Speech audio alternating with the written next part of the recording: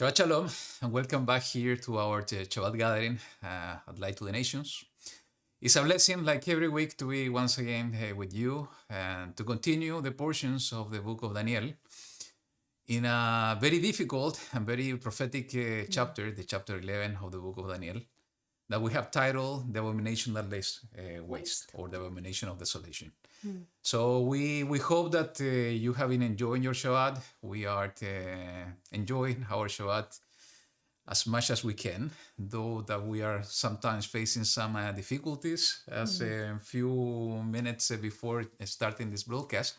But we trust in YaHuWaH that He will be with us and He will continue guiding us as we seek His face by studying His word. So we really hope that you are enjoying your Shabbat, and thank you for joining us to continue this study. Yeah, this is not a fake screen, just in case. Is that we move, we are in the south, but we move to the place where we eat, and that is the view that we always enjoy looking outside. Is where usually the cows were grazing time ago, but now we have put a limit, a barrier between us, so we can have and we can enjoy of our view also. Here's where we eat steak and potatoes too. Yeah. Yeah. So, I'm just taking a look in the chat. Thank you, VK. Beautiful view. And I guess, since we changed everything, you can hear us well. If not, please let us know in the chat. I'm just taking a look in the chat. That's why I'm looking down, because I have the computer here. So, but we were making some sound test, and it looks like it could work. It would work. If it doesn't work for you, maybe we're going to return to our. Sounds great. Perfect. Okay, perfect. Thank you so That's much. So, as I said, this is a very long chapter. It's 45 verses. We were thinking with the Lilian maybe to finish the book of Daniel today, including the chapter 12. But even though that the chapter 12 is so short compared to this one, we decided to split it and to keep just the chapter 11, though both of them are connected to the chapter 10 that we were reading and studying last week. But we will see what the Ruach is bringing. It's not an easy chapter. It's some says that this is the longest prophecy in the scripture. And it's so important, it's so relevant, because the fulfillment of this prophecy already happened in the past. But as we have been talking in the last few weeks, as we have been moving on in the book of Daniel, the prophecies on the book of Daniel, the message that Daniel received is clearly mentioned that is for the end times. So even though that maybe everything that is written here was already fulfilled in the past, we have a big question mark. We will see a second fulfillment of everything that is written here, maybe. We know that part of it, as we'll read in a moment, is going to be fulfilled in the future, and we believe and we feel that this is going to happen very soon, as we see everything that's going on in the world. But what's going to happen with the first part? Could it be that maybe this is going to be fulfilled, is already being fulfilled as we speak? The part of the king of the north and the king of the south, we don't know, and we need to pray to YaHuWaH to give us the wisdom and the understanding as we see things happening in the world, as we have been seeing happening in the last few years, and especially this year. So we will see. We will rely on the Ruach HaKodesh to guide us in this study today, to speak to our hearts, to speak to your hearts, and all together we can grow in the knowledge of His truth. Yeah. Something else you want to mention? No, I think that while we're reading, maybe I'm going to mention what I feel, but it's a very difficult one, because there's a lot of people mentioned. You don't know who is the story related to specifically, and sometimes I don't know if it happens that to you, but for me, I always want to put a face on the character, so I can somehow identify them. But this time it's really difficult. But I think that's why I got like a very interesting thought, but I'm going to share that to you towards the end, I think. Yeah, It there are could a be few better. things that we saw with Lillian that I think are so relevant to mention, and we will see. We will see what Yeah. else we can have. So let's move on. Let me share this song with you, as we always do, and then we will move forward to the portion. So here we go.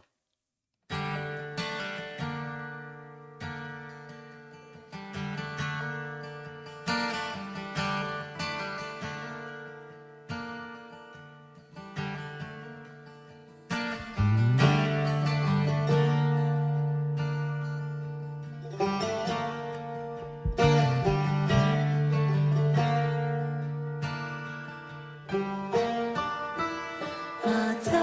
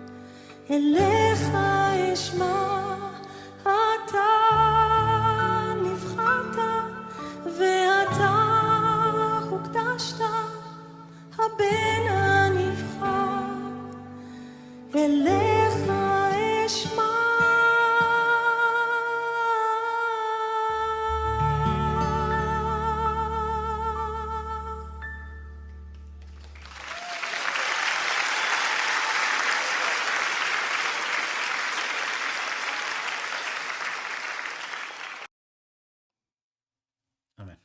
Let's pray.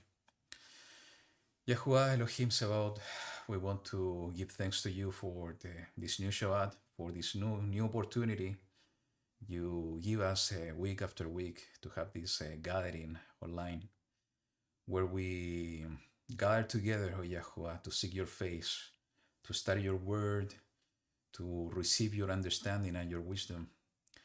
We recognize, oh YaHuWaH, that it's in your word that we find the truth, especially in these times, oh YaHuWaH, where we see so much lies, so much deceit. We need to find the truth, and the truth we find it only in you and in your word. And today, oh YaHuWaH, in this set apart day, in this Shabbat, we want to lift up our voices to you, first to recognize you as the only true Elohim, the maker of the heavens and the earth, and also, YaHuWaH, to ask you to guide us in these last days. You know, YaHuWaH, what's going on in this world, what's happening in this world, because you are in control of everything. And you have decided in your heart, oh YaHuWaH, to give us life in this time, because that's what you purpose in your heart to do. And for the same reason, oh YaHuWaH, we ask you to give us the strength to grow our faith in our hearts so we can fulfill the purpose that you have set in each one of us in this generation of your people Israel. That you can give us the strength in your Ruach HaKodesh, that you can give us your wisdom, that you can bring your light through us to this world. And as we see things happening in this world, in society, in every aspect of this life, that we can see with the eyes of your Ruach HaKodesh to discern the truth and to recognize the lies and the deceits that are coming from the enemy. We thank you, YaHuWaH, because you have guided us throughout these years, because you have established our steps. And even though that sometimes we go through difficulties, we go through trials, through persecutions, those are experiences we have to go through in order to strengthen us in you. And those are opportunities you are giving each one of us to grow and to become a true servant and a true witness of your kingdom and of your truth. And we ask you, YaHuWaH, that you can continue guiding us, that you can continue establishing our steps till the end, because we have the expectation in our heart to see your Son Yahushua coming in the clouds to establish your kingdom here on earth.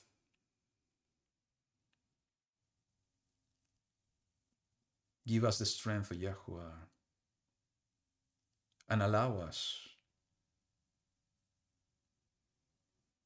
to get closer to you, because in these times that we are living is when we need to get closer to you even more. We see so much deception, O YaHuWaH, so much difficulties, so much darkness increasing in this world. We ask you, YaHuWaH, that your light can grow in us, within us, that we can become the beacon of light in the midst of darkness, so we can guide many into your righteousness.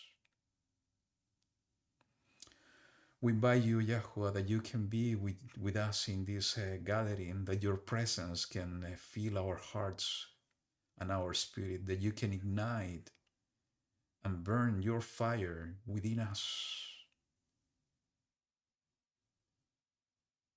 that we can present ourselves as a living offering to you. Give us of your wisdom and understanding, O YaHuWaH, and allow your Ruach HaKodesh to speak to us and through us. We love you, YaHuWaH, with all our hearts, and we thank you for everything you do for us day after day. And we ask you, YaHuWaH,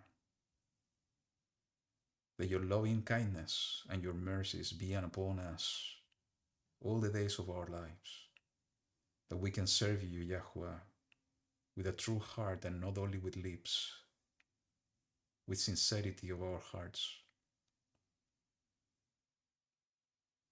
Thank you, YaHuWaH. We want to lift our voices in this prayer to you, doing it in the mighty name of your Son, Yahushua, Messiah. Amen. Amen. Thank you. Okay, so as we said, we are going to share immediately the screen, and we will begin with the chapter 11, verse 1. Okay, I'm going to start. And in the first year of YaHuWaH the Mede, I myself stood up to support and protect him. And we have to remember, this is my comment, we have to remember that it was Yahushua who was giving this vision, this dream, or the interpretation and the explanation to Daniel. So this is the continuation of that. This is what we were checking last week, and the conclusion is that it was Yahushua the one presenting himself to Daniel and giving this. So we are continuing with that, with the same. Okay.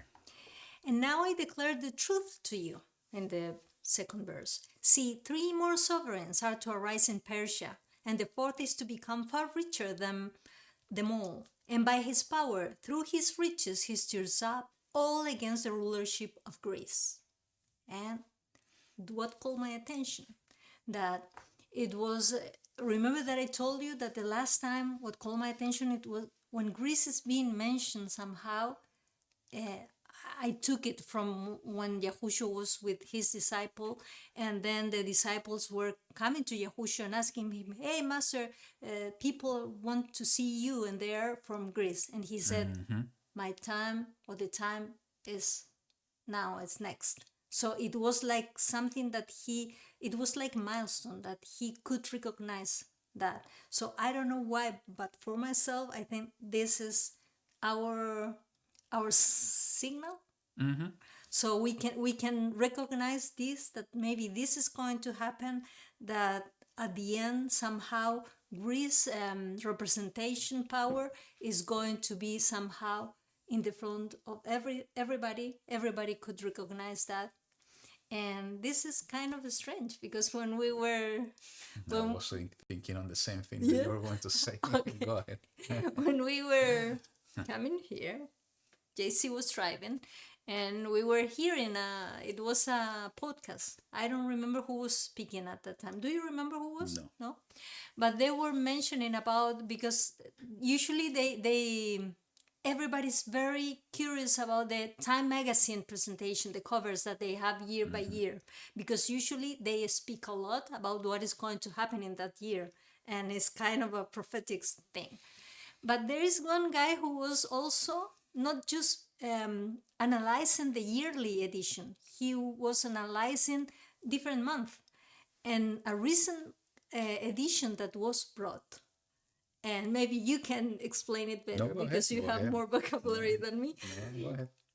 That it was discovered, and it was Greek gods from the old past times, but with the faces of the people who are currently in the scene, and everybody related with technology. The CEOs of big techs. Of big techs.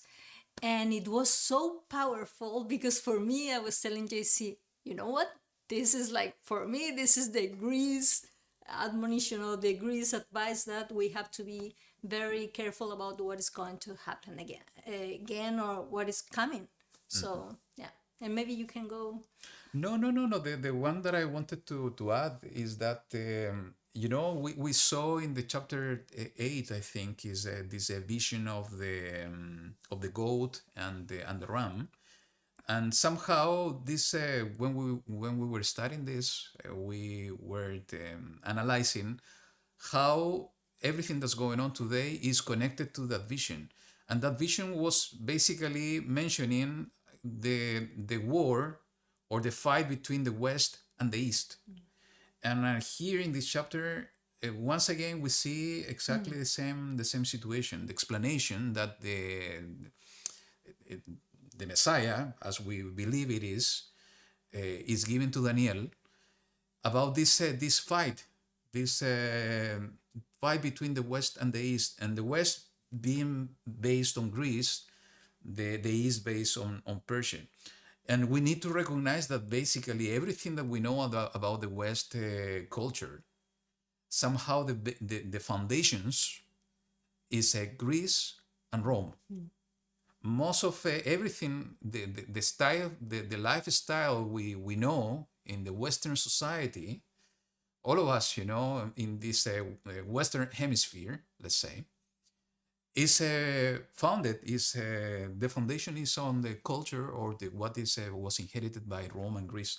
So everything that we see here, or every time that I see, this fight between Greece and Persia in this case, for me, it's impossible not to think on everything that we are facing for the last few years about the clash between the cultures, the Western and the Eastern one. And this is something that is going on repeatedly, and it's not a surprise. And it's good that you remember this magazine, that they portrayed the CEOs as Greek gods. Why not to another culture? It's just to connect even more everything that's going on in this side of the world that is connected even more to Greece, because it could be anything else. I think that maybe it's because the impact that they have in the way of thinking at that time, because they make a very huge shift on the way, on the culture, things, and everything that they were practicing, the way of living. Yes. So it was completely different. And now what we are seeing with the technology companies and all that kind of stuff is that they are doing the same, but with a different, I don't know how to explain, in a different level. And now this change is again in the place, but is from the human kind of way of thinking. And a lot of people are going to implement everything related with the, I don't know how to say it, robotics, and they're going to depend on that. They're going to realize that maybe with those tools, life is easier, and they are going to start implementing, and everything that is coming from that, it has a very high impact. For instance, what caught my attention, it was that it was speaking about this media, the social media tools, how that changed the vision that everybody has on themselves, how that ego, that it could be something very normal, and that maybe is coming from YaHuWaH, that part that you have to love yourself at one normal level, was touched and take it into a different level, and now it's something completely dangerous. Yeah. Now it's not in a normal level. It's people like they are worship themselves. So at the end, they themselves become an idol, and then things like that. And they were speaking in different kind of attributes from the different tools. So it was kind of interesting to see that. Yeah. I don't remember the name of the guy who was sharing that, No, but it wasn't a Spanish guy. okay, Yeah, it it was was in in Spanish. Spanish. Where Yeah. we were reading. So before we continue, I just want to mention something because you are already connected to the chapter 10. And actually, let me put it here. It's going to be much easier. If we go to the chapter 10, verse 14, here we see the real purpose of everything we read in verse 10, in chapter 10, chapter 11, and what we're going to read in chapter 12 next week. It says, and I have come, in the verse 14 here, 10:14, and I have come to make you understand what is to befall your people in the latter days. For the vision is just 4 days to come. Yeah. So what is to befall your people in the latter days? So the whole intention of this vision and the understanding that is being given to Daniel is connected to Daniel's people. Yeah. What's going to happen? What's going to befall to your people, in this case, to Israel or to the Jewish people? Because Daniel was the tribe from the tribe of Judah. Yes, just give me a second. Yeah, give us a second.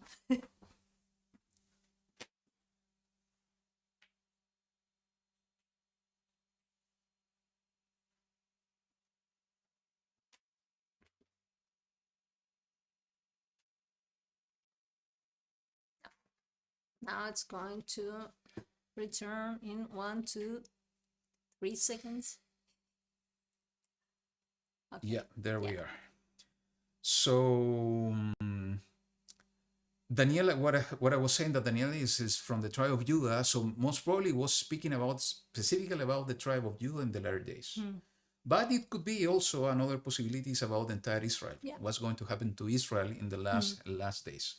I do believe it's the entire Israel because of what we're going to read later on. So, and again, he's reinforcing the idea that this is for the latter days. Latter days, it could be the last day, the end times, or it could be in the future.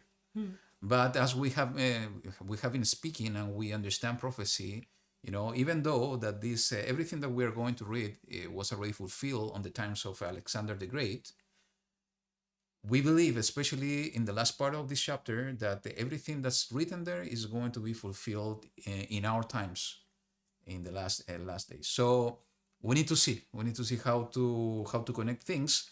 But here with this phrase is directing that everything is for the end times. So let's continue. Okay. And before I forget, because he mentioned YaHuWaH, I myself stood up to support and protect him, to protect the king. So sometimes we can see how the hand of YaHuWaH and how he's going to support some kingdoms, some governments, and we can see when they are ruling in a good way. And it's sad when they are doing so good that sometimes we can realize that maybe they took a different path. And we can see that it was kind of a mention. I think that it was in Deuteronomy. I don't remember where it says, when you choose the people, your king among your people, what is going to happen? That at one point they are doing great, but then they are starting to look for themselves. They are going to look for their own interest. And then is when they depart from YaHuWaH, when they depart from the truth, and they abandon everything. Yeah, and just to complement, we need to remember that YaHuWaH is in control of everything. He decided to give Israel away to go into captivity to Babylon, and he allowed this image on the dream of Nebuchadnezzar to rise up, the kingdoms to rise up.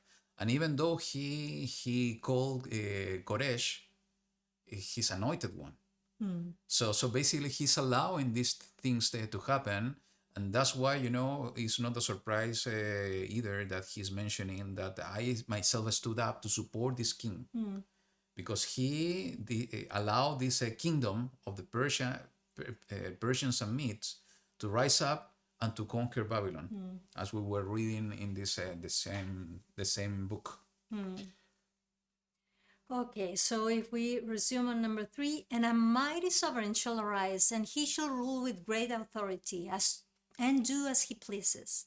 But when he has arisen, his rule shall be broken up and divided toward the fourth wind of the heavens, but not among his descendants, not according to his authority with which he ruled, because his rule shall be uprooted, even for others beside this. So at the end, what happened? That he was, the rulership was broken, and not even the descendant could continue with that, and it was. It's the same thing that we were reading in the vision of the chapter 10, chapter 8, what was going to happen with the goat, with this big horn between their eyes, that it was going to be broken, and four was going to rise after it.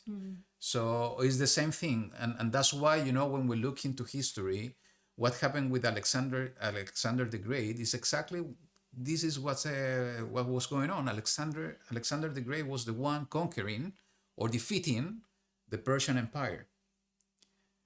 And when Alexander the Great was died, basically, the fourth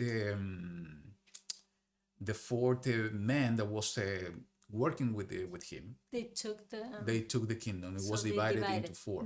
And actually, this is exactly what happened. It was divided into the four winds. One kingdom was at the south, the Seleucid, and the other one was on the north.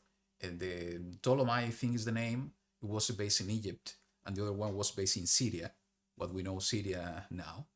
And there was other two that were to the east or to the west. So everything that we see here and what we are going to read is basically the fights between the kingdom of the north, or the king of the north, and the king of the south. Though, as we were reading with Lillian, it's not that clear as we read this chapter that it was only the king of the north and the king of the south. It looks like there is other people, a third one, that was somehow fighting with the two of them. So we will see. This was already happening in the past, but again, as we were sharing when we studied the chapter 8, what if these four kingdoms connected with the four beasts of the vision, the other vision of Daniel is connected to four modern countries or four modern empires that arise after the Ottoman Empire. If you remember, I was sharing this thought a few weeks ago, that the Ottoman Empire was a huge kingdom, somehow was a replacement of the Persian and the Median kingdom in the past. And it was conquered by the British Empire, and so on. We were discussing this on the few weeks ago.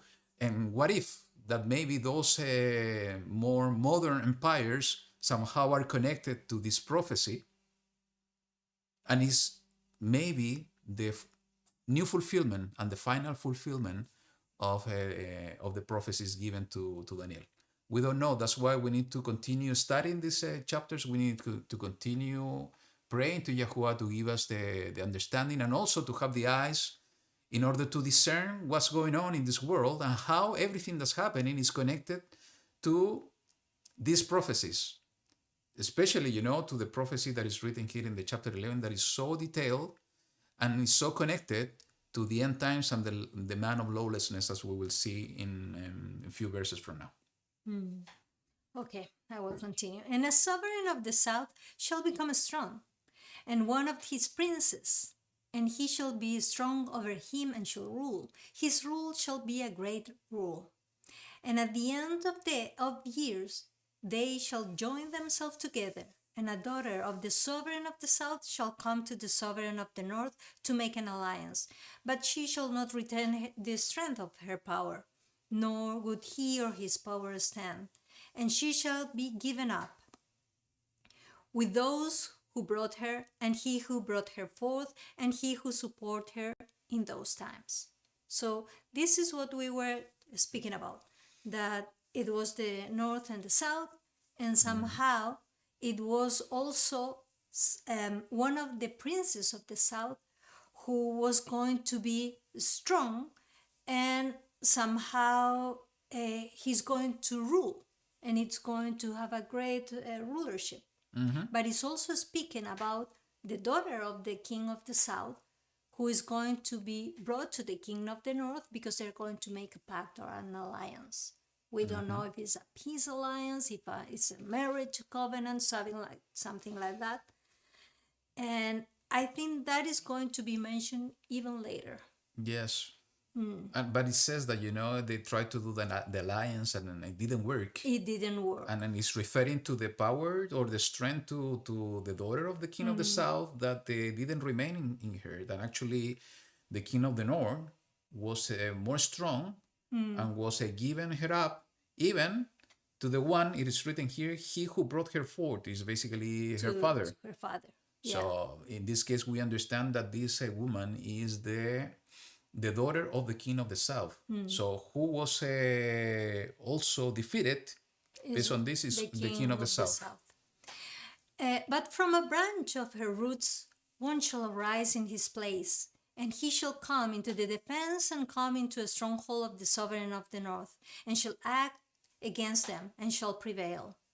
And also their mighty ones, with their princes and their precious utensils of silvers and gold, he shall seize and bring to Mizraim, and he shall stand more years than the sovereign of the north.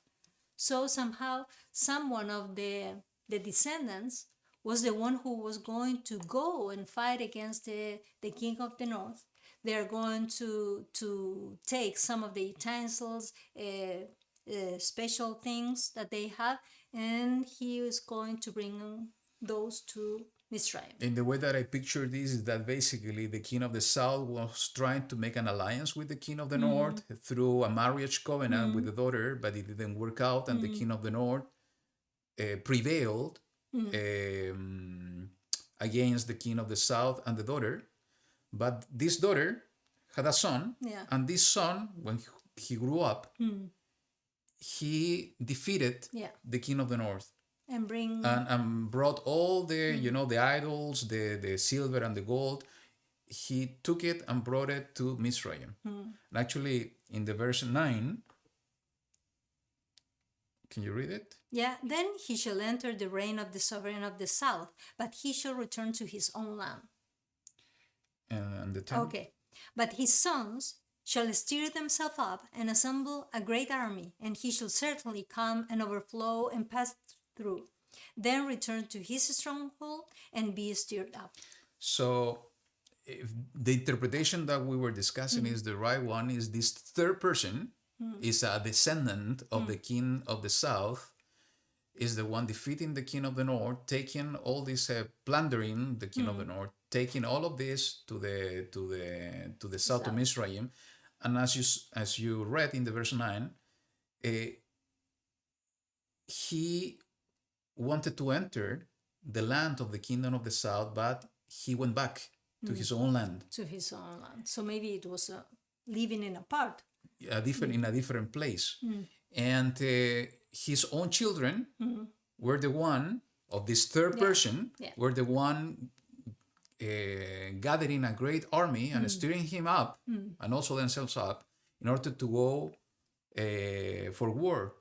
And it is not written clearly, but it looks like that they were conquering part of the kingdom of the south. Somehow. Why I'm saying this is because of what you are going to read now. Yeah, because it says in the 11, then the sovereign of the south shall be enraged and go out to fight with him, with the sovereign of the north, who shall raise a large army, but the army shall be given into the hand of his enemy. And he shall capture the army, his heart being exalted, and he shall cause tens of thousands to fall, but not prevail.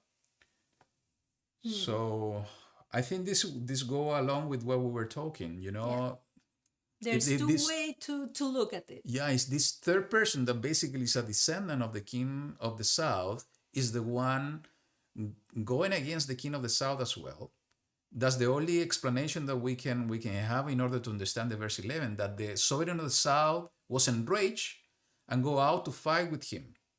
And also the king of the north is joining based on this version of the scripture, joining the king of the south in order to go with a large army to go and fight with this third. Yeah, the new one. The new one. And But it says that, this third one shall capture the army. I know you have not read this one. Yeah. Capture the army, the heart will be exalted, and he shall cause 10,000 to fall, but not prevail. So it looks like, even though that the general interpretation is that there are this fight between the king of the north and the south, it looks like that there is a third one. And why this is so important in my mind, in my heart, is because of everything we are reading so far is so similar to all the politics that we see happening in our days. Politics is so... Especially today. Especially today, we see all the politics happening between the East and the West. So many things are going on, and I'm going to mention something that I told Lillian the other day. I don't know how this is connected to the prophecy, but for me it's interesting to see that the daughter of the President of the United States, Donald Trump, Ivanka Trump, he got married to a Jewish man. So could it be that, this is connected to the policies and the pacts and the covenant that we see happening here in this chapter? We don't know. But the only reason that I'm mentioning, because it caught my attention.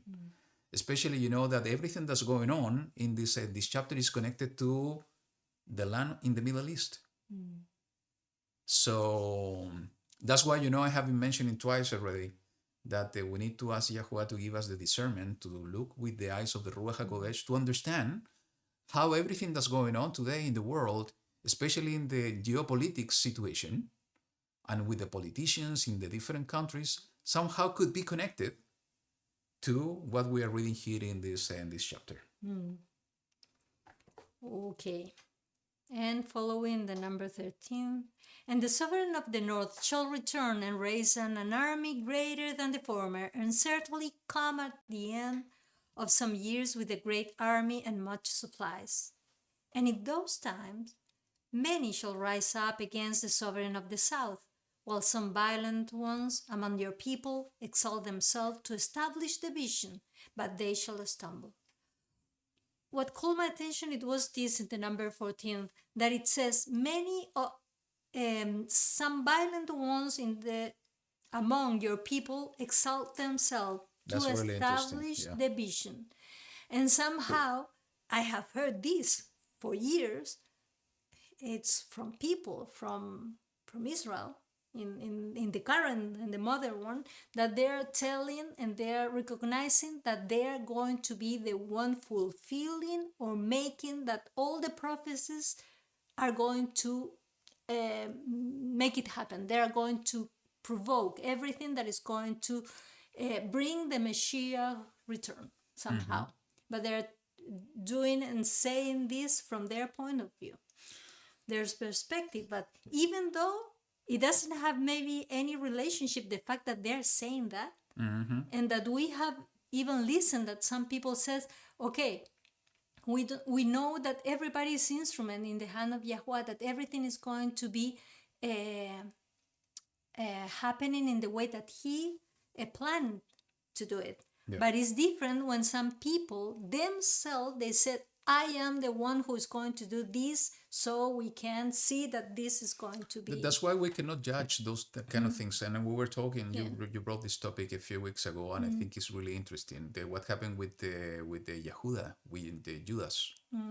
He was used as an instrument, and he was part of the 12. So YaHuWaH do things in special ways that sometimes we don't understand. And since he's in control of everything, maybe he's stirring the heart of the people in order to go into these extremes in the Judaism, in order to push with that thinking, exactly as it is written here, to try to establish division. The same thing we see happening in Christianity. There are so many debates nowadays about how certain Christian circles are the financing for the rebuilding of the third temple. So we can look into that as well, trying to establish the vision. People trying to establish the vision. So again, without judging the intentions, we can recognize that the YaHuWaH will use any instrument in order to fulfill his word, for his word to be fulfilled.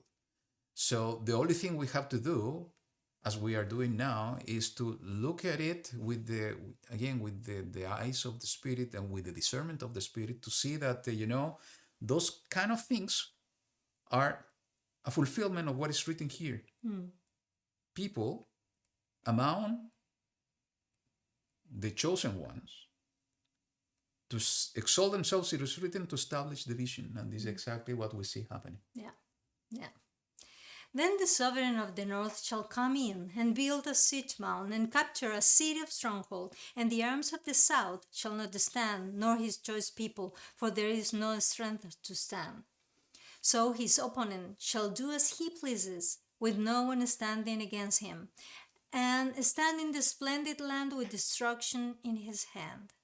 And he shall set his face to enter with the strength of his entire rule, and make an alliance with him. And he shall do so, and give him the daughter of women to corrupt her. But she shall not stand, neither be for him. In this case, I thought that maybe this is kind of relating again what happened before, but I don't know. Maybe it's a second situation, but it's being used again a woman to do an alliance and to try to destruct him. Yeah, for me it looks like a new situation after this fight, but I've seen other places in the scripture that is repeating with a more details. So also could be the option. Yeah. Okay.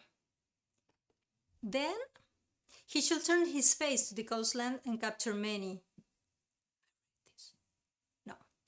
But a ruler shall bring the reproach against them to an end, and with the reproach removed, he shall turn back on him. Then he shall turn his face toward the stronghold of his own land, but shall stumble and fall, and not be found.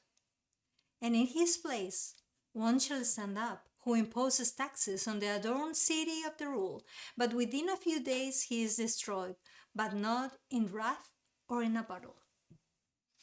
So we see here basically after all these fights that one of those kings is falling down, a new one is coming, but it's going to remain only a few days, and is destroyed, and then is rising up the one that is being written in the verse 21. But it says that it's not destroyed in wrath and battle. So it should be maybe natural a disease.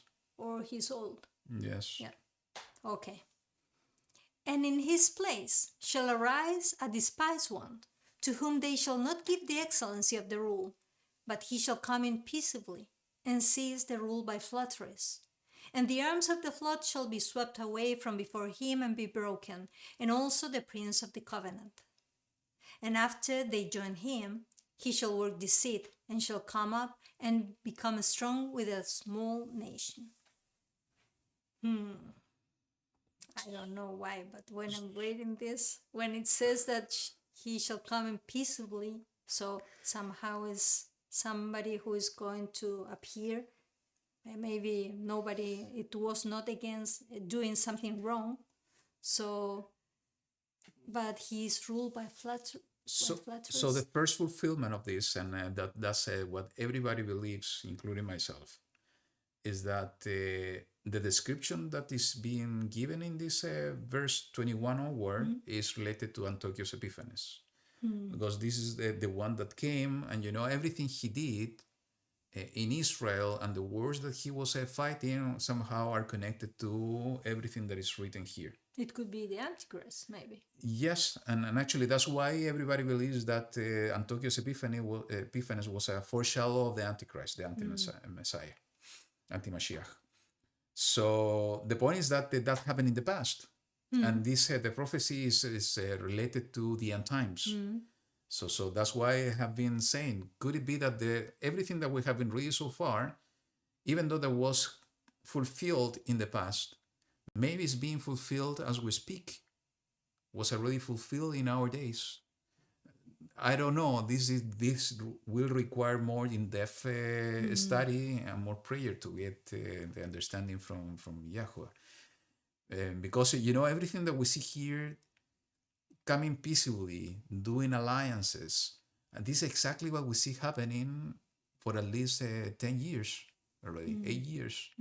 All these peace treaties on the Middle East, everything that was signed in the past, the Abraham Accords, it's like coming, and again, this famous man, Jared Kushner, is the one leading all these peace talks, and he was the architect, they say, of the Abraham Accords.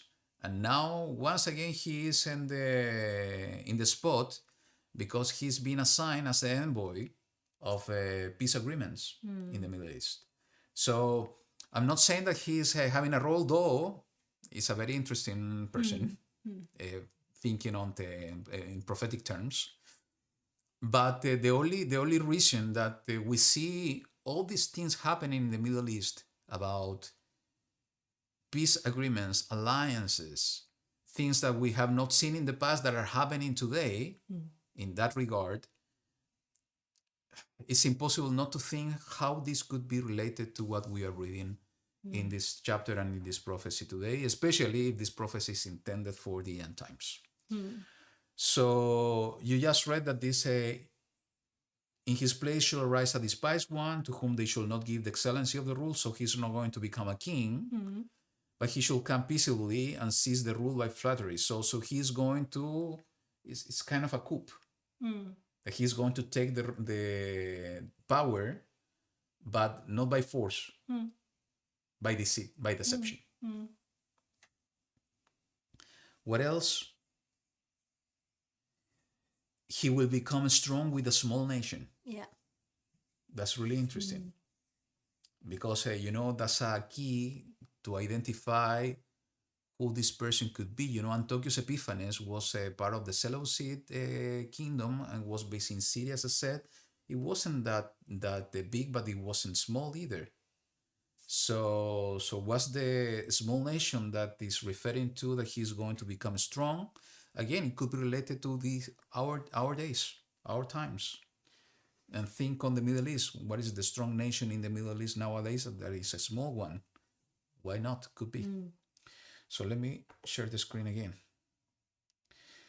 It says in the 24, he shall enter peaceably, even into the richest places of the province, and do what his fathers have not done, nor his forefathers, distribute among them plunder and spoil and supplies, and devise his plots against the strongholds, but only for a time.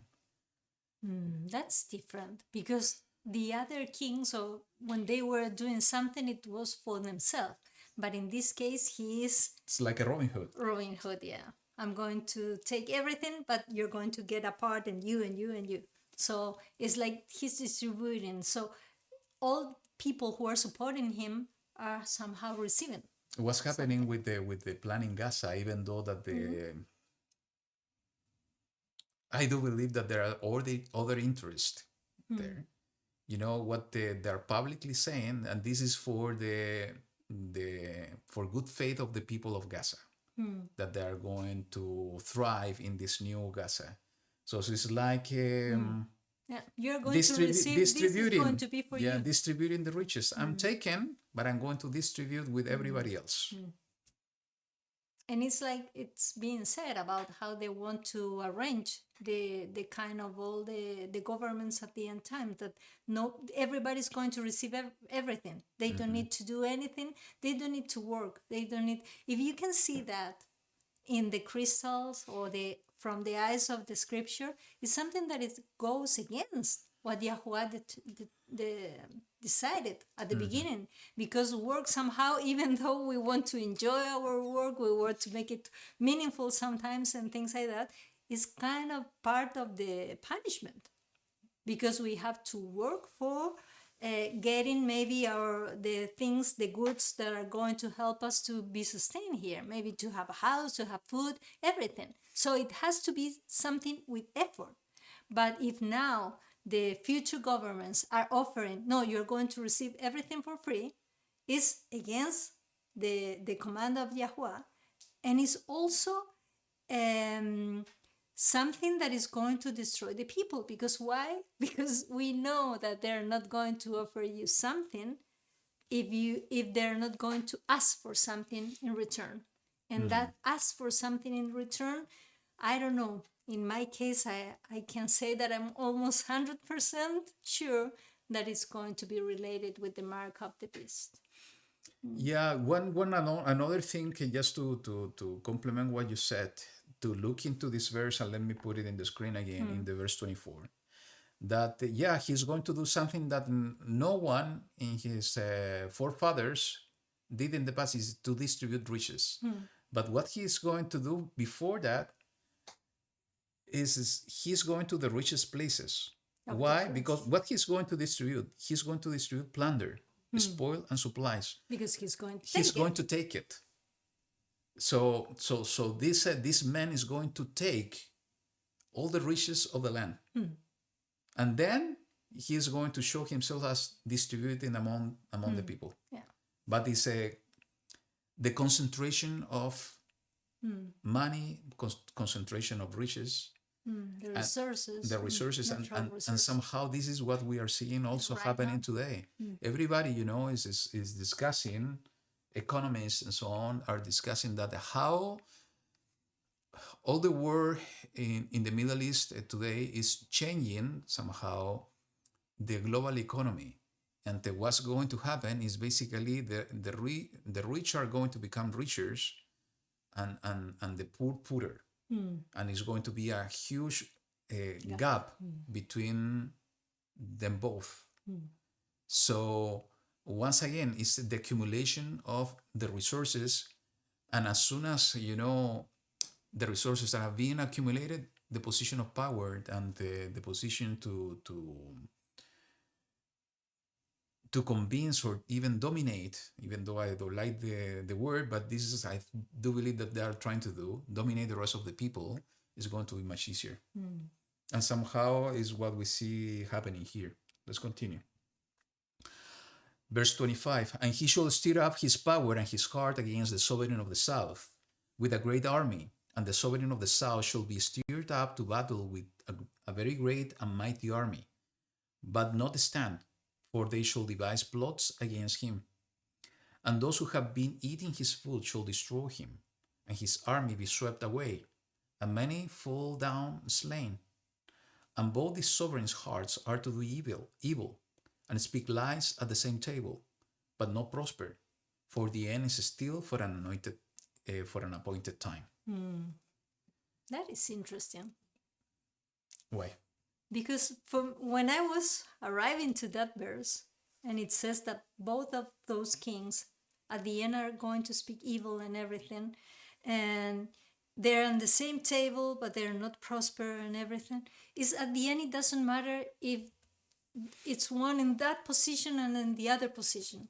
At the end, both of them are against what they are, somehow against the commands, against what is correct, and somehow they are bringing everything together for what is going to come. But and it says, but it's still not their time. So still we have to wait that this confrontation is going to be something that we are going to see. We are going to see all the time two different, how do you say, opponents, and they're going to show to the people that their side is the correct one. And what the people usually do is that they engage with one of the sides, and they are going to defend that. It's like the peace talks that we see happening in the last few weeks. They sat to the same table, they speak. But they at speak the end, lies. They are not. Everything is lie. They are not speaking with the truth. Yeah. And just to highlight what you said, how this verse 27 is ending. It says, for the end is still for an appointed time. So all of this needs to happen, but it's not the end. It's like when YaHuWaH was speaking, as written in the verse in the chapter 24 of Matthew. All of this needs to happen, but the end is not yet. Yeah. So all this needs to happen, but the end will come Yeah. not now. It will come later. I think that is just a piece of advice so we can Yes. recognize times. So let's continue. Verse 28. Then he shall return to his land with much supplies, and his heart be against the set apart covenant. And he shall act and shall return to his land. At the appointed time he shall return and go toward the south, but it shall not be like the former or the latter.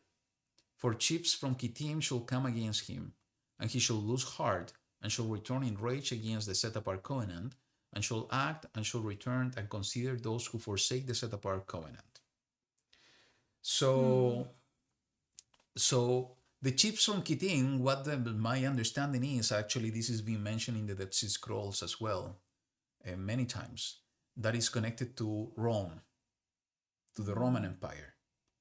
So, somehow it's so relevant to what's happening today as well, because, even though that the whole situation is in the Middle East, the intervention is coming from the West, Europe, United States, somehow intervening on what's happening in this place on the earth.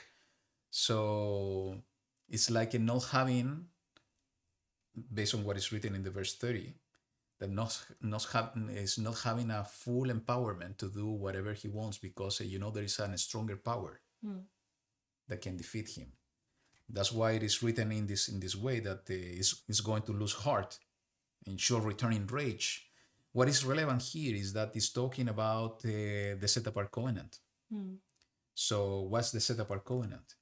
For me, it's the commandments. It's the covenant with YaHuWaH. It's the commandment. So he's going to go against Torah. And this is exactly what Antiochus Epiphanes did. When we read the book of Maccabim, or the Maccabees, this is exactly what he was pushing for, with trying to implement the Greek laws and customs in the land of Yehuda. And they were forbidden to circumcise, to keep Shabbat, to eat kosher, or to eat clean, and to keep the commandments, basically. And they were killing people that they were trying to continue keeping Torah.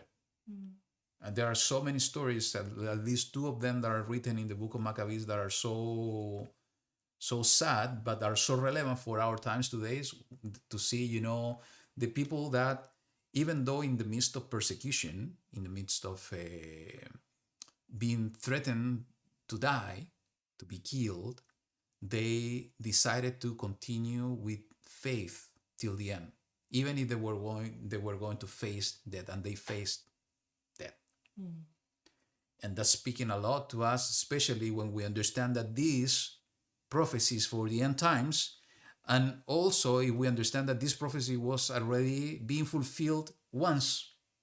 So if it's going to be fulfilled once again, the same situation that happened in the past will happen again in the future, in our days. And we should ask ourselves, are we prepared in our hearts, in our spirit, to endure until the end?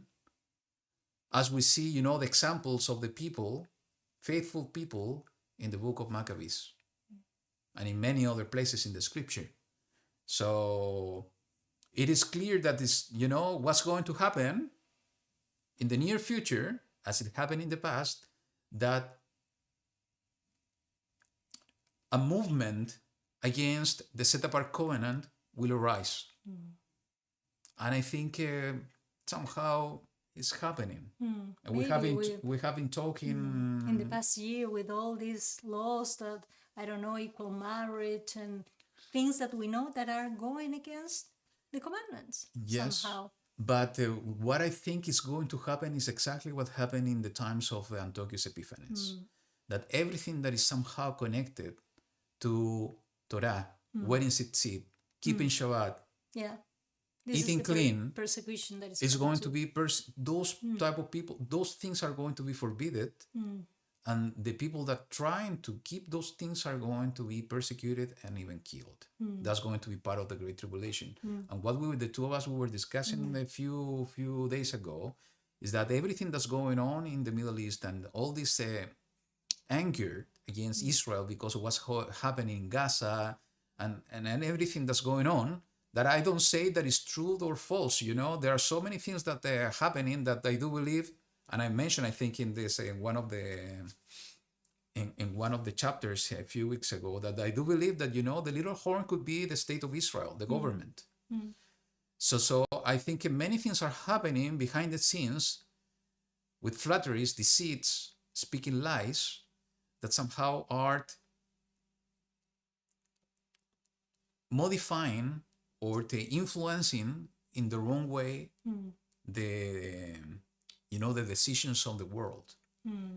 But because of that, and this is what we discussed, that this anger against Israel is increasing and increasing and increasing, that the people at the end is going to become, the people of the world can become so angry that they are going to hate anything that is related to Israel. And when they see, people wearing tzitzit, even though that maybe they're not identified with the state of Israel, with the government, I mean, they're going to see that they're sympathizer of Israel. Or they're from the same package. Yes, and that's going to cause some persecution. So maybe that's going to be the way that everything is going to be fulfilled, or it's going to happen. We don't know. But based on what we see happening today and what happened in the past, that could be one of the options. Yeah.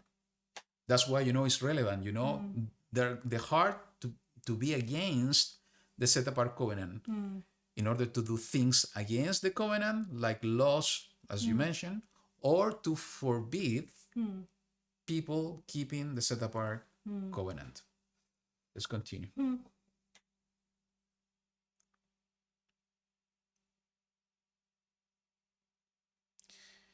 So the verse 30 is finishing saying, "Shall return and consider those who forsake the set apart covenant." So he's going to be surrounded by this kind of people. Yes, people that they were keeping the set apart covenant, that they forsook or forsake the set apart covenant, are going to join him.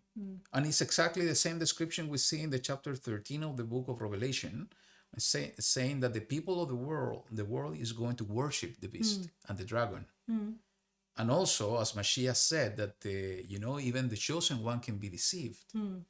And some of that is being mentioned in a minute. Let's continue. It says in the verse 31, "And a strong one shall arise from him and profane the set apart place, the stronghold, and shall take away that which is continual, and set up the abomination that lays waste." So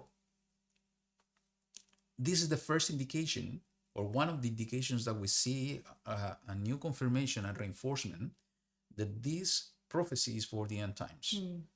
Because this is exactly what YaHuWaH was referring to in Matthew 24. I have the scripture here. It said, "So when you see the abomination that lays waste, spoken of by Daniel the prophet, set up in the set apart place, he who reads, let him understand." And he said that, those in Yehuda needs to flee. And those who are... So YaHuWaH was referring to this chapter when he was speaking about the end times. So there is no doubt that everything that is written here is going to be fulfilled once again. And I do believe it's not going to be only the part of the anti-Mashiach and the abomination of desolation, but maybe the previous part as well. Maybe already happened in our times, and we don't know. I don't know. I have seen a lot of things that always, when they're happening, I said, okay, this is the abomination of desolation. Then a new thing is coming, and this is the one. So I don't know. So it says that it will take away which is continual and set up the abomination that lays waste. So what Antiochus Epiphanes did, could give us a hint of what is going to happen. Everybody understands and believes that he established a statue of Zeus in the set apart place. sus in the set apart place. And also he offered a pig in the altar. What's the continual is the offerings. It could be the prayers as well. It could be the worship in the set apart place as well. All of that was happening, as part of the charge of the temple on the Levites and also the priests. All of that was removed, and the abomination could be, something unclean in the altar, as it happened with Antiochus Epiphanes, or it could be an idol. I remember in the past I was taking a look in the book of the Devarim. I don't remember the chapter, but it was saying, when speaking about the abomination, it was connected to an Asherah or a tree. And in that moment, I believe, what if they decide to set up an obelisk in that place? That could be an abomination. And we know what the obelisk means, what's the origin. A statue. Yes. So it could be a combination of all of that. Now, how this is going to happen in our times, there are so many thoughts on that. Many believes that the temple is going to be, a third temple is going to be built. It could be, I thought and I believe the same in the past. I still believe it's an option. And that's why, that temple is going to be desecrated once again. When the pandemic came, I heard this theory or these thoughts that are really interesting, that was saying that we are the temple of the living Elohim now, as Shaul wrote in his letters. What if, what they were trying to put in us is a kind of abomination? Maybe it wasn't that one, it's going to be the one that is coming in the future. We don't know. I do believe that what happened in the past, in 2020, 2021, it was a kind of a foreshadow that was going to happen soon. So it could be all the possibilities. So for other things I was telling Lillian, I would like to have a clear view of what's going to happen. Not about prophecy, something that in our lives. I would like to have a clear view of what's happening in order to make the right decisions. The same thing is happening with prophecy. YaHuWaH will give us the discernment and a clear vision when the time is right. That's why we cannot disregard any possibility. We need to look into all the options, all the thoughts, and to put all the thoughts and options into prayer in order to ask YaHuWaH Elohim to give us the understanding about what the options is the one that is going to happen for our own sake and also for the sake of the people around us, and also to be a true servant in order to deliver the light, what YaHuWaH is bringing to our hearts. And yes, let's continue.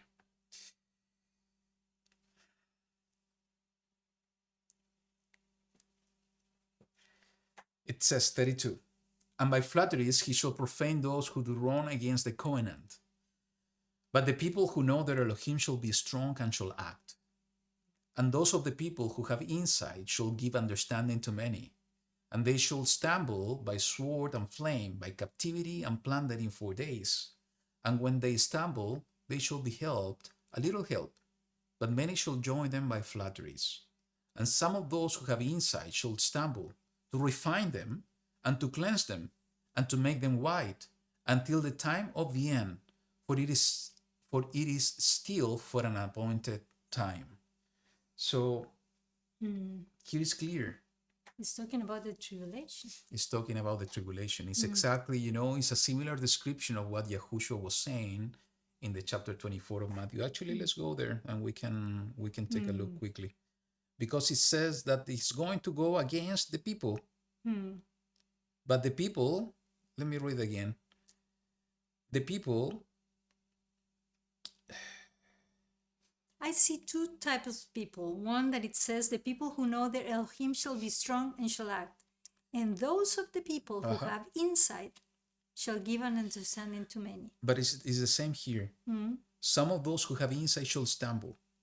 So, the people of YaHuWaH will see it, will understand it, and they will, they shall stumble by sword, by flame, by captivity and plundering.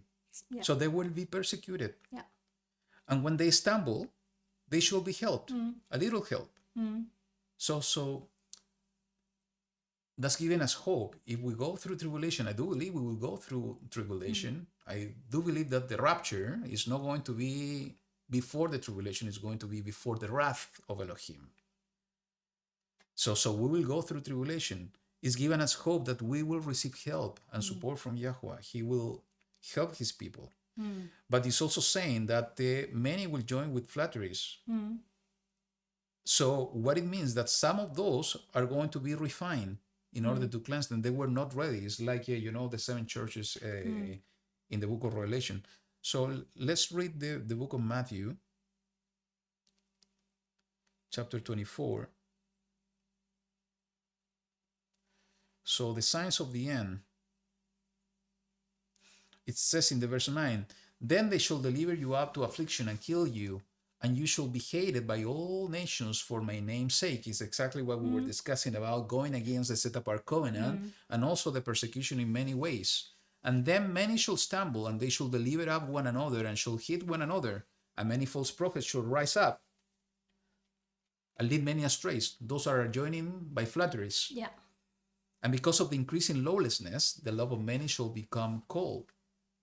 But he who shall have endured to the end shall be saved. So let's continue reading here. So when you see the abomination that lays waste, spoken of by Daniel the prophet, set up in the set-apart place, he who reads, let him understand. Then let those who are in Yehuda flee to the mountains. Let him who is on the housetop not come down to take whatever out of his house, and let him who is in the field not turn back to get his garments. And woe to those who are pregnant and to those who are nursing children in those days. And pray that your flight does not take place in winter or on the Shabbat. For then there shall be great distress, such as has not been since the beginning of the world until this time. No, nor ever shall be. And if those days were not shortened, no flesh would be saved. But for the sake of the chosen ones, those days shall be shortened. And it says here in the verse 24, so as to lead astray, if possible, even the chosen one. So I think there's no doubt that both things are totally connected. What Mashiach is saying, referring to what is written in the chapter 11 of the book of Daniel, to what he's saying is going to happen in the last days. So we need to be prepared for all the options. When we're planning for something, and at least that's my view, I prefer to plan for the worst in order to be prepared for everything and to expect for the best. But if we don't prepare for the worst, and the worst happening, we are totally unprepared. So we need to think ahead, and we need to ask the Ruach of Elohim to guide us on what we need to do in these times, how we need to prepare ourselves for the times that are coming ahead. There are so many people talking about food rationing happening, an economic collapse that, this is being told for years, a decade already. But those things can happen. What we are going to do about it? We should stress and become anxious because of that? Not at all, because we need to trust in YaHuWaH that he is going to guide us. But we cannot go to the other extreme either, to sit down and do nothing, because that's not the way that YaHuWaH works with his people. We need to do something, and YaHuWaH will open the doors and he will guide us on what we have to do. So the two extremes are bad. We need to trust in YaHuWaH all the time, and we need to ask his guidance and to do things, to act. Exactly as is written here, the people of Elohim, the people who knows his Elohim, shall rise up and act. Do something. And the something we can do is to speak up when we see wrong happening. is to do something to prepare our families, our surroundings, and to prepare people by giving them insight. This is exactly, I love this portion actually, this part, and actually the chapter 12. I like it for the same reason, because it says that many will rise up that have insight. And who are the ones that are going to rise up with insight? Is us. The ones that are being reading and studying the word of YaHuWaH. The ones that are relying completely and trusting completely in YaHuWaH. All of us, if we continue trusting in YaHuWaH, are the ones that are having insight. And having insight is a responsibility that we are going to provide that insight and guide others into righteousness. So that's our role in our days. Let's continue.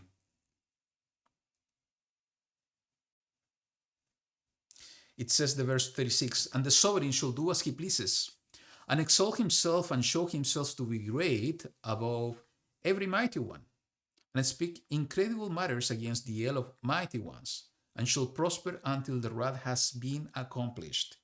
For what has been decreed shall be done, and have no regard for the mighty ones of his fathers, nor for the desire of women, nor have regard for any mighty one, but exalt himself above them all. So what do you think on those verses? Well, that still YaHuWaH said that even it was at the, I think that it was at the when they were talking about the end, that some people were asking until when we are going to wait until everything has to be accomplished. There is a number, there is a limit that has to be met in order the wrath is going to be poured over the earth, and then everything is going to happen. But when it says that, and have no regard about this person who is going to speak against YaHuWaH, who is going to be saying that he is even better than him, it says, and it was very interesting what you said about he have no regard for the mighty ones of his father, nor for the desire of women. You made a different point of view, that it was the first time that I heard about that, and that I think that is very interesting. Because everybody understands that maybe he doesn't like women and he's gay. That's the typical understanding. But before mentioning that, let me mention something before. In the verse 36, is reinforcing about the timing of the fulfillment of this prophecy, because it says that this man, the anti-Mashiach, shall prosper until the wrath has been accomplished. For what has been decreed shall be done. And every time that I see the wrath being mentioned, for me it's a direct indication to the wrath of YaHuWaH. Is the time of the end. So everything that's being written here, there's no doubt that it's talking about the end times. And once again, we see many things happening. And many people believe that Donald Trump is the Antichrist. I don't believe so. But, things that he's doing are so similar to what is written over here, That sometimes he exalt himself and show himself to be great above every mighty one. Everybody saw the post that he put, that everybody believed that he was portraying himself as Jesus Christ. I do believe that he was portraying himself as a different thing. We saw a video of a person that he find out that is connected to, the tarot cards. The magician. And it's so interesting. I was discussing with my dad a few days ago that, the picture of this tarot card of the magician is exactly the same way that he portrayed himself in that post, with the same colors, with the same type of clothes, and so on. And this card is called the Magician. And the whole movement is MAGA, my dad said. So MAGA, magician, so somehow it's all connected. So it's so weird what's happening is just to confuse people. That's why, we need to listen to those news, but we should not get into too much of those things, because we can get confused as well.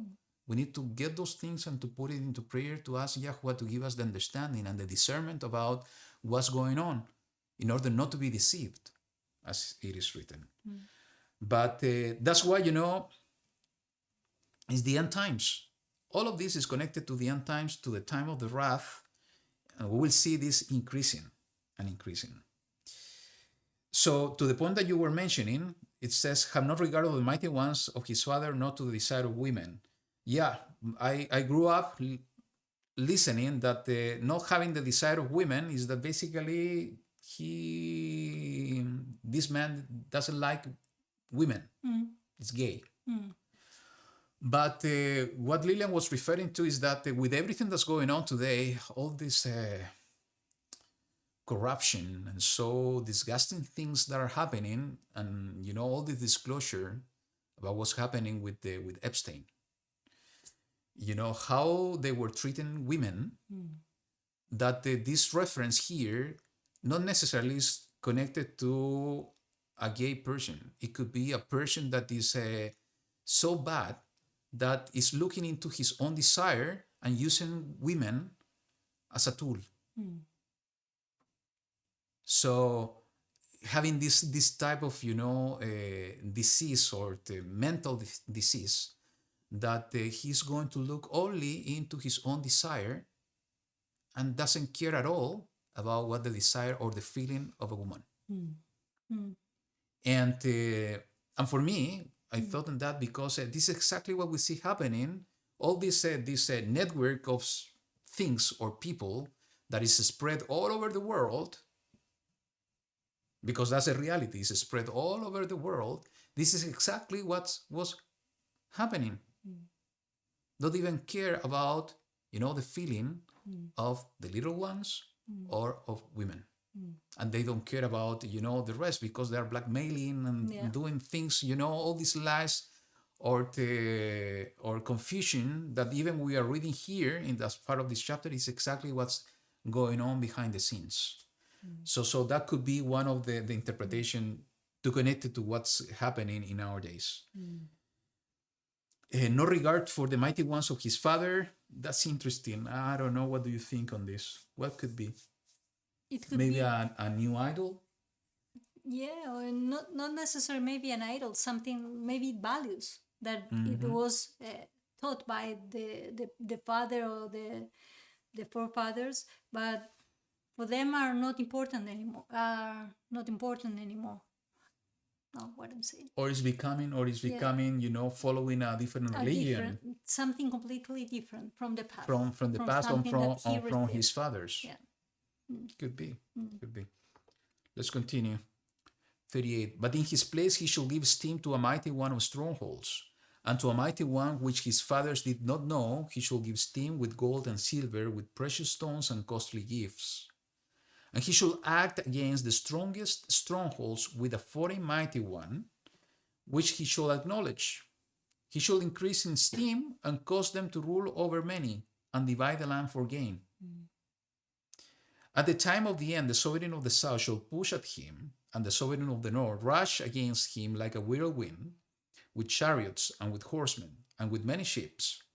And he shall enter the lands, and shall overflow and pass over, and shall enter the splendid land, and many shall stumble.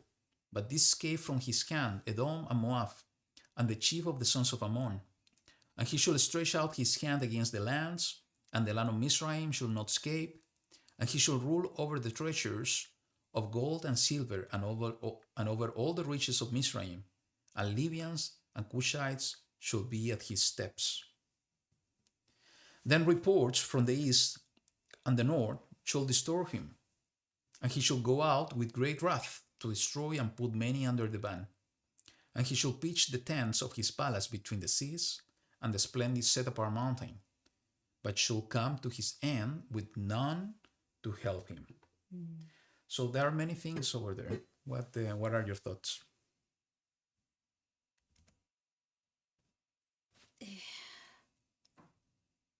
That he is going to have a lot of power somehow, and he's somebody who really put his heart on the material things, especially when he's talking about silver, gold, and I don't know if we can think that that is somebody who is buying people, places, and even though he is getting a great reach and power, at one point he's going to lose everything.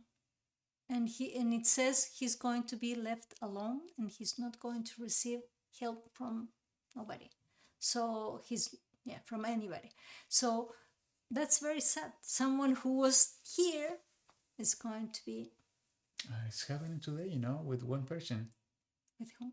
He's asking to join the war, and nobody wants to join the war. Yeah. It's- Well, yeah. And is what we see somehow what is going to happen with the anti-Mashiach yeah. and what is going to happen at the end.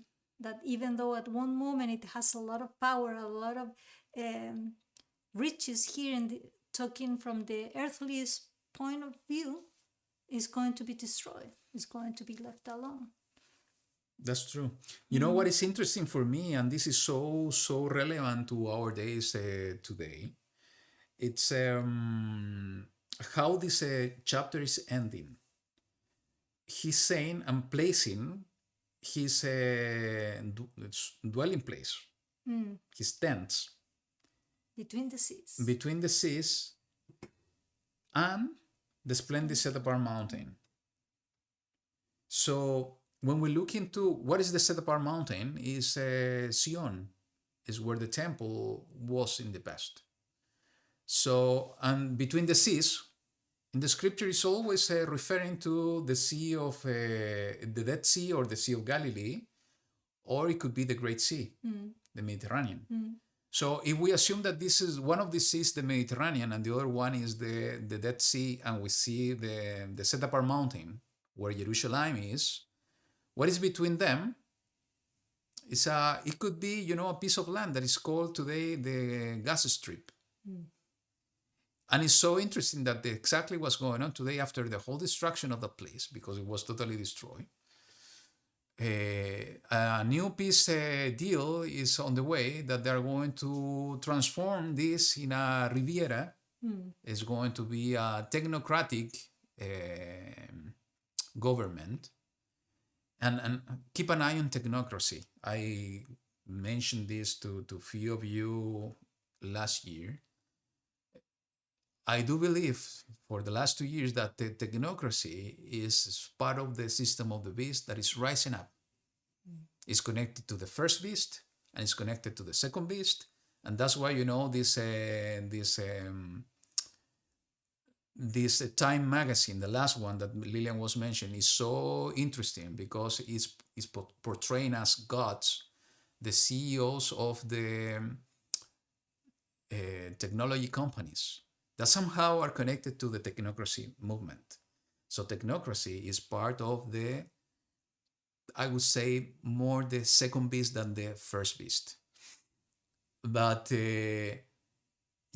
that's why it's so relevant that the government they want to put together in Gaza Strip is a technocratic government being managed or supervised by this board of peace. And interesting enough, the board of peace, Mr. Donald Trump is the chairman of the board of peace. And if you read the papers and the charter of the board of peace, I did it a few days ago. It is mentioned that the chairman, he cannot be removed. And he is the one that is going to decide, almost by his finger, who is going to be his successor. So even though that he is no longer the president of the United States, he will remain as the chairman of that board of peace. That it will have somehow power to oversee this new government in the technocratic government in the Gaza Strip that is basically between the seas and the set apart mountain. So that for me is a new reinforcement that what we see happening in our days as we speak is fulfillment of these prophecies we have been studying today. And part of the prophecy of the chapter 11, maybe we don't have all the understanding and the wisdom yet to see all the components of this prophecy and how this is being fulfilled already. But in one moment, YaHuWaH will give us that clarity to see all with clear eyes and with a clear spirit. But we cannot disregard that all of these little things, and some of them are not that little, are connected to, of things that are happening today, are connected to the fulfillment of this prophecy.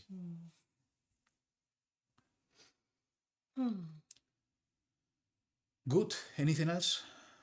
Last thoughts for today? Last thought, maybe it's something that called my attention and that I just turned my page in my scripture, some writings that I have from previous years. And I have a phrase that I wrote that for myself, but I wanted to share with you. And it's related maybe the trial periods. And I wrote in Spanish, it says, no te desanimes, todo es para tu limpieza ante YaHuWaH. So it says, don't lose courage, because everything that is going to happen is for your own refinement before YaHuWaH. So maybe that's the thought that we need to have in our heads every time that we are going to be facing some trials, be facing difficult times, that everything that YaHuWaH is doing is for our own refinement, our cleansing process, because we need to be clean when we are going to be before Him. And that's the only way that maybe He has to deal with with the things that we cannot handle. We are going to suffer, it's going to hurt, but it's the way that we are going to get rid of everything that is being an intervention or being in the middle between Him and us. Yeah, we need to become clean. Yeah. And He needs to cleanse us. It's better to be cleansed. Yeah. And to be found worthy to stand before the Lamb. Yeah. Than the other way around. Yeah. So, yeah, I have this feeling and this understanding for a while already that they will go through tribulation. And, Mashiach said it's going to be a great distress like has never happened before in the history of humankind. And we know already of a few things that happened in the past, according to history, that were terrible. So that's why we need to get closer to YaHuWaH, to receive help, to be one of those that are going to receive the warning from YaHuWaH Himself. Little children, go inside and close the door, even for a little while until the wrath has passed. So for sure, He will provide protection. But some needs to be cleansed. It is written. So we need to push forward and we need to pray to be part of those that are going to be protected and not part of those that need to be cleansed. Those that are need cleansing because they didn't do their part before. It's like the virgins with oil or without oil, extra oil. So we need to make sure now is the time for us to make sure that we have the extra oil with us.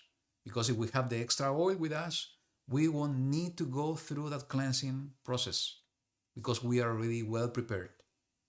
And you know what? That depends only in each one of us, in anybody else. YaHuWaH is the same. YaHuWaH has not changed. YaHuWaH is there beside us.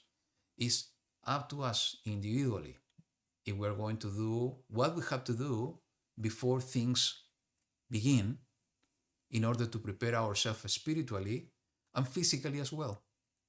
But most importantly, spiritually, in order to have that extra oil, because that could be, the entry pass or the pass that are going to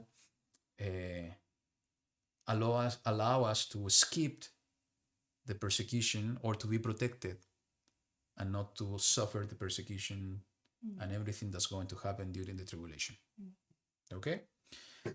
Good. We will keep it till here. Next week, we will complete the book of Daniel. Again, it's a short chapter, but it's connected to this one, chapter 11, and also to a chapter 10. It's a continuation. So we hope in YaHuWaH that we will see you next week. In the meantime, continue enjoying your Shabbat. Thank you so much for joining us in these studies, in this gathering. As I see at the beginning, when you are at the beginning to chat every Shabbat, most of you are saying that, this is one of the best time. It's the highlight of the week I saw today. And it's the same for us. Yeah.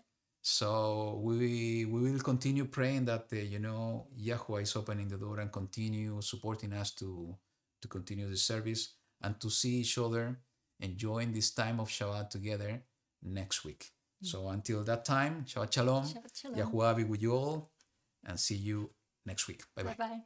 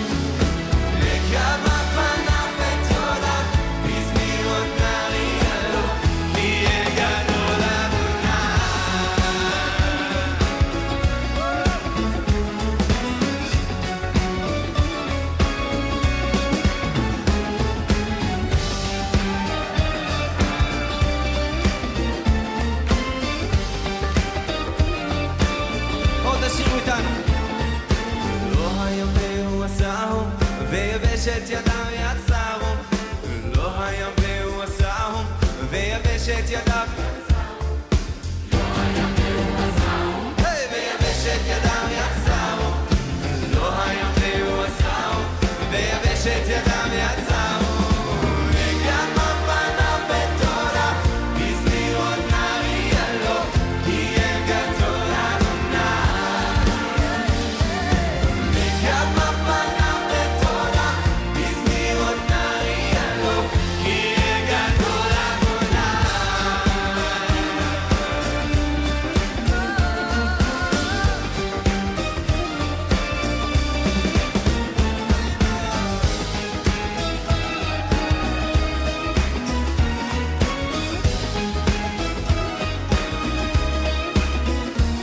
השתחווה וניחא, נברכה לפניו עושנו. השתחווה וניחא, נברכה לפניו עושנו.